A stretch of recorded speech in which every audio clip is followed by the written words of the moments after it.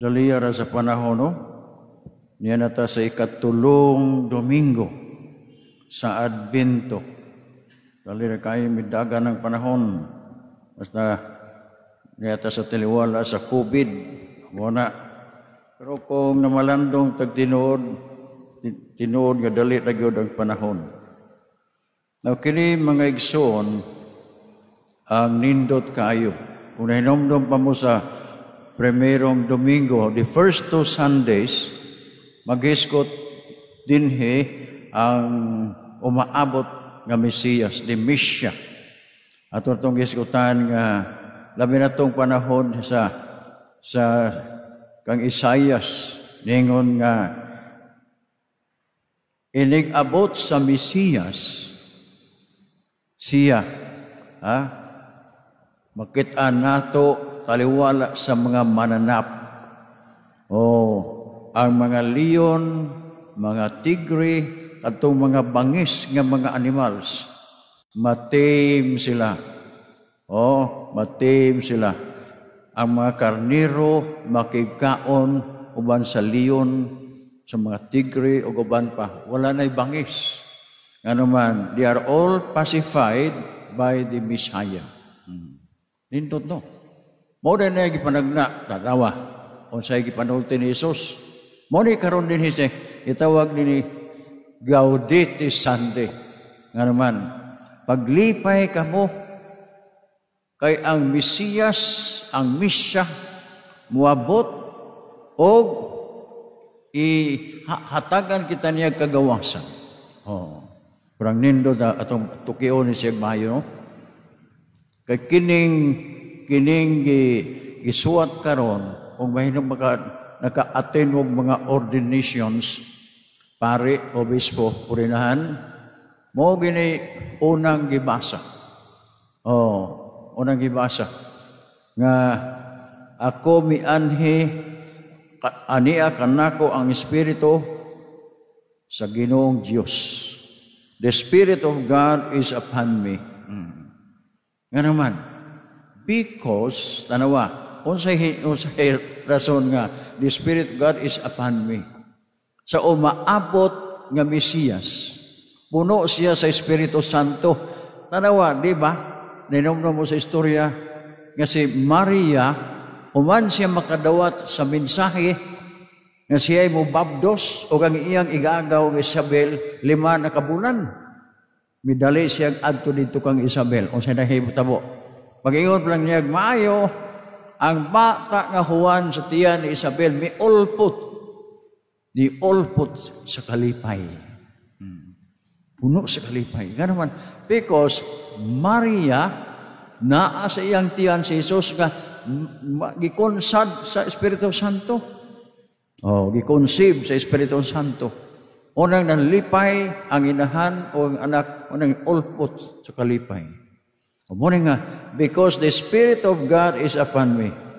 Kay gipili o gipadala man ako niya, amahan niya, aron pag sangyaw sa maayong balita. Oh boy. Kaya kanung kaganihan, no? Bragwalan to. Karon atong gituki ini kay mauni ang kanunay hiskutan sa atong Ginoo.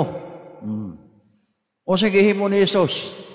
Mauning pangutanag yapon nito. Kinsa ka man. Nutana itong mga Hudiyo. Kang Juan. Na karon, mutana po si Juan balos kang Jesus.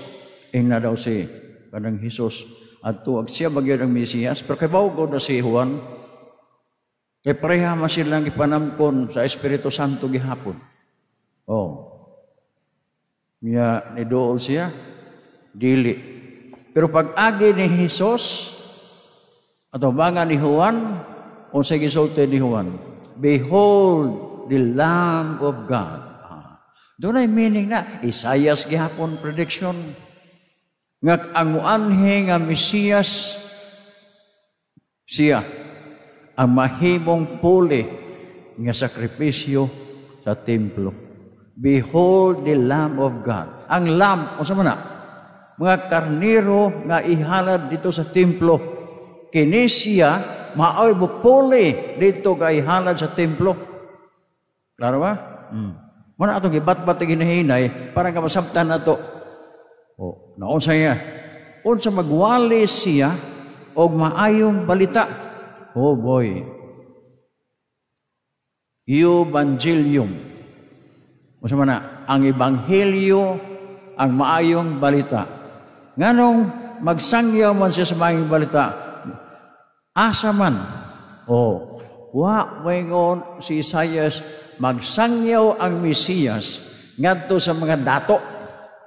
No. Naingon siya, magsangyaw siya ngadto sa mga kabos. Nga naman. Nganong magsangyaw man siya, kay mga badato, dili maminaw. Dili maminaw. Tanaw ng mga kwartahan, naminaw ba ni dool ba Ginoo? Mahadlok man sila patyon, muna dili siya mo ipon og simba sa mga kabos. Di ba tinuna? Wa pa ning COVID karon, puno man ning simbahan ba? Kali kay mahadlok man ta nga di ba nagmatita na tong kontra. Mo nang mahadlok ta. Pero actually kini ang kabos, sa man ang kabos? Kabos nga material, yes. Pero dunay kabos gitawag natog psychological o kanang gitawag natog physiological nga kanang kabos bitaw nga layo sa Dios. Ang kabos nga material nga kabos, dali na nato makabig mutuo day na patungod kay ang Dios mo'y atong tuuhan, mo'y musulti. Mo ning gidala ni Jesus nagsangyaw o sige ngo pagpangutana kang Juan kang Jesus ayang disipulos, ikaw ba ang Mesiyas? Ingna si Juan nga ang mga kabos na sangyaw kanila ang maayong balita. Nagingon ni Pope Francis, naapay laing kabos, dili lang tong mga moral, psychological, naapay kitawag yung epistemological kabos, poverty, poor. Kamuning mga layo, na mga tao nga buhig lawas, pero patay og kalag, epistemological. Nga naman, kay layo sila sa Diyos. Magihatagon sila usahay, pero layo gihapon sa Diyos. Di ba? One day, ang Ginoo, uban siyang tinunan dito sa templo. Ang mga tao, they were wrapping their treasures. Ilang masalapi, gihulog dito sa kahon. Yung sa ingon sa Ginoo, tanawan ninyo ng babae. Ang mga tao naghulog sa ilang sobra, sa ilang extra na kwarta. Pero tanawan ng babae, biyuda, kabos, usa ka nako, the last money nga iyaha, gihulog dito sa kahon. Mao na ang tinuod nga kabos. Kabos in spirit. Poor in spirit. Unya, nganong nayo bang tao gingon ako? Epistemological, psychological, uban pa, layo sa Diyos. Nga naman, kay naay kitang tanan mga igsoon makasasala. Nganong nahimo man tang sad-an? Nahimo tang sad-an tungod kay matod pa ni San Agustin, incubatus est. Sala, mutiok-ok ta dito sa atong kaugalingon ba? Literal translation na, incubatus, incubate yourself in you. Sa literal translation na sa English pa. Meaning to say, nga, nagbarog ta, murang tag sunflower ba? No? Tanawan ng sunflower, ino'y kagabi, ana, pariha ta na sunflower. Nga nung di man ta makabarog o makasasala ta, maulaw ta. Mao na. Muna we incubate within ourselves. O tago ta. Diba? Inyong mga anak panalitan. Nakabuak og baso, nakabuak og plato, nakabuak og niya. Nangawat. No? Ang imong piso, ikawat. Abot ni mo dito. Pingpingok na yun. Dili mo tanaw sa naong. Ano man, nahadlok. Mauwaw siya. Nga tuliso kung ikaw kawatan. Mo na. Ikaw makasasala. Mo na. Nga mo incubate kita, mo tago, mo tiok-ok. Klaro ba? Mo na ang sala. Munang niya. Now, ingon siya, ipadala ako aron paglipay sa mga masulubon. Dili na maglipay na. Magsingit-singit, warag buang. Dili na mao. Ang kalipay mga igsoon ka na bang wa kay gamhan sa imong kaugalingon. You release your tension because you are happy that God now has found you. God loves you. And mo nay gitawag na maigsoon nga ato ning awakening. Nganong maglipay man ta. Tungod kay katong sa primerong Domingo giyon ako, we have to have a need of redemption. Karong panahon na gingon ako, muna ang mga tao, ang ilang kalipay surface man kayo, skin deep. Nga naman, kay material ra ang ilang mga butang nga kalipay. Nay pangutana, ngano nga kaniadto in the beginning in the book of Genesis, gitagaan og importansya sa Dios ang physical. Physical. Si Adan o si Eva, wala sila mamatay kay malipayon sila uban sa Dios. Uban sa Dios. But the moment nga sila physically disobeyed God, kaya tumong sa Ginoo nga ang tao magbalipayon uban niya sa iyang pamilya. That was physical. Tino na physical. Kaning inani na itong lawas ba? Magbalipayon. Pero karon kay di naman na ma-reverse sa Ginoo sa Dios nga iyang ibalik nga ang tao physically buhi hangtod sa hangtod. Umanganito sila si Abraham, mabot og pila to ka libo ilang edad, si Noah, katong madaan kay magkaraan kay tao. To show to us nga that was the target of God, nga ang tao di mamatay. But because of sin, dito napukan. Muna nga ang target karon, kay kaniya tumugod ang physical og kalag buhi. Karon ang target sa Ginoo gihatag sa ato sa iyang anak ang kaluwasan sa kalag. Muna nga ang atong lawas madugta the effect of original sin. Kung wa pa tong original sin, ang lawas o kalag malipayon uban sa Dios. Amen? Talindo tanan, no? But because of sin, napukan muna madugta atong lawas. Apan karon gi-emphasize sa Dios nga ang kalag nato maoy iyang buhion. Pero at the end of the day, nani ko nindot nga inig judgment na ang lawas nato nga nadugta mabuhi mutipon sa iyang kalag. So silang duha, kalag ug lawas, magmalipayon uban sa Dios. Amen? And nindo ta na magsono. Pumuna, we are hoping nga panahon sa Pasko kinahanglan kita mangandam aron kita may dakong kaluwasan. O ang paglipay sa mga masulubon o ang paggawas sa mga binilanggo. Di ba ni pangutanam ko ninyo sa Daddy Sunday?